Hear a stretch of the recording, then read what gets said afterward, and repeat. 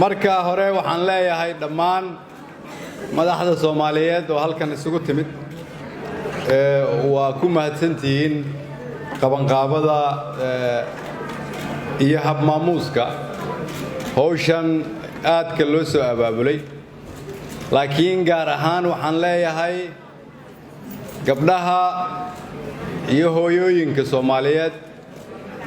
meel walba ay joogaan oo ay ugu horeyso marwada madaxweynaha Jamhuuriyadda Federaalka Soomaaliya waxaan idin leeyahay waan idinkugu hambaleynayaa maalintan farxadda leh ee 8 Maarso waad mudantiin in la idin hambaliyeeyo sababtoo ah Soomaali baad u hambaliyeenayseen laga soo bilaabo markii la bilaabay gobonimo doonka waan idin hambaliyeenaynaa sababtoo ah ma noolaan karno idinka la'aantiin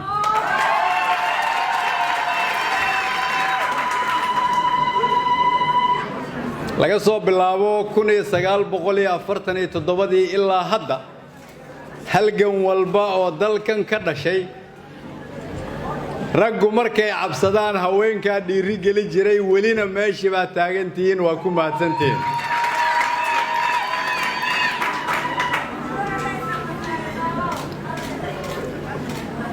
markii raggu dhaqaalahooda la bakhiilaana idinka bixiyo dahabkiina iibiya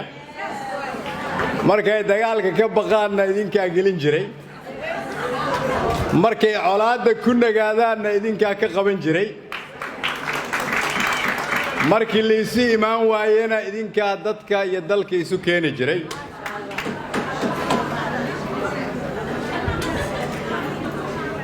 madaxdii iyo dadkii aan hormuudkooda sharaftooda qirinna horumarkooda ayaa wax ka halaysan yihiin sidaas daraaddeed anigoo matalaya ragga Soomaaliyeed ayaan waxaan idinkugu imid inaan idin hambaliyeeyo idinkana mahad celiyo sidaad ummadda Soomaaliyeed u garab taagnaydeen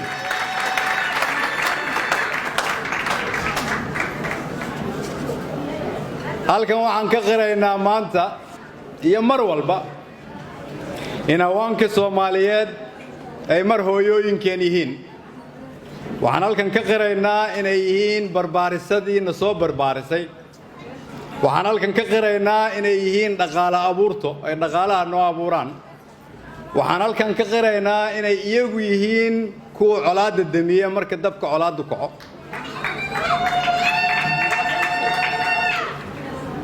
waxaan halkan ka qiraynaa inay yihiin kuwa kaliya oo qaraabeeya laba qoys labadaas qoys oo 20 noqota 20 kaas oo 200 noqota labadaas oo 200 noqota labadaas kun oo qaranka noqota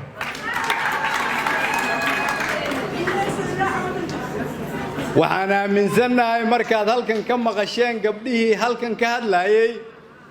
inaysan hooyooyin kale oo kaliya ahayn ay hogaamiyeyaal yihiin ayna tahay in la siiyo doorkooda waxaan aaminsanahay naxariista dadka Soomaaliyeed ee dalku uu leeyahay inay ku fadhiyaan qalbiyada haweenka Soomaaliyeed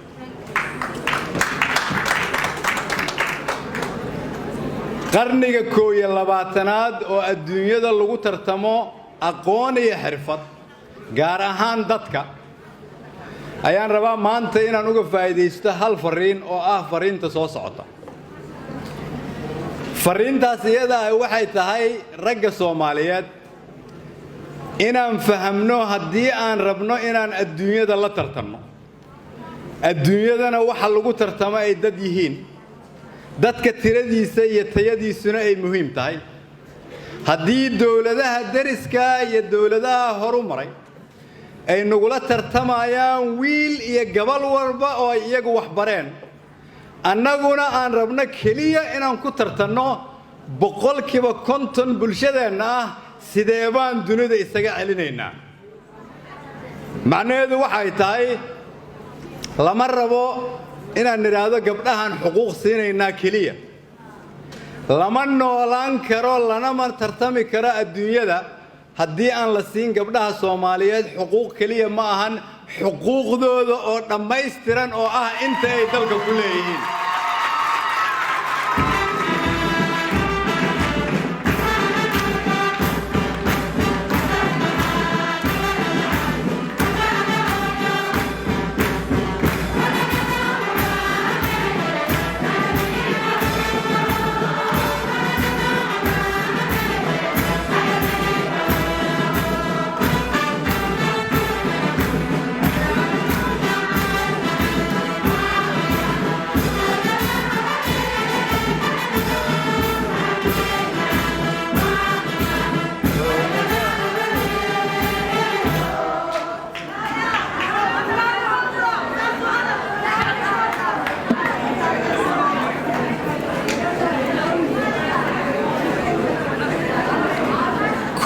innagan hooyooyin baan leenahay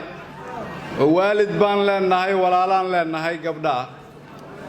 waa og tihiin waxbarashada dunida maanta wiilashii gabdhaha ku horeeya shaqadina iyaga ku wanaagsan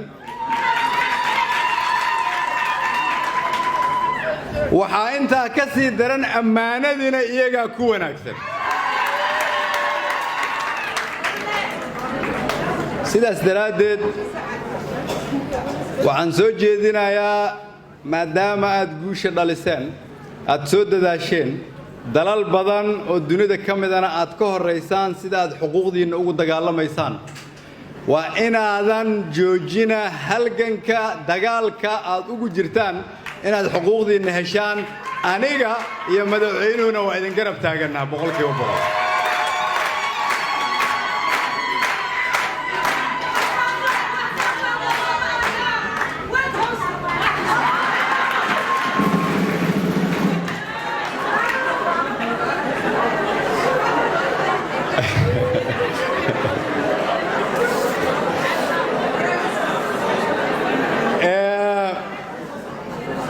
inta aan wali fahmin waxaan rabaa marka inaan ku soo ganaado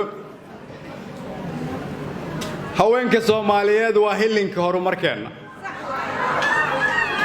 waa halbowlaha nolosheena haweenka Soomaaliyeed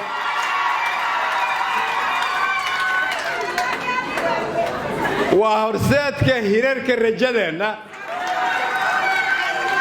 idinkana waxaan idin leeyahay ha joojina halganka ha joojina hiigsiga ha joojina horumarka hambaliyo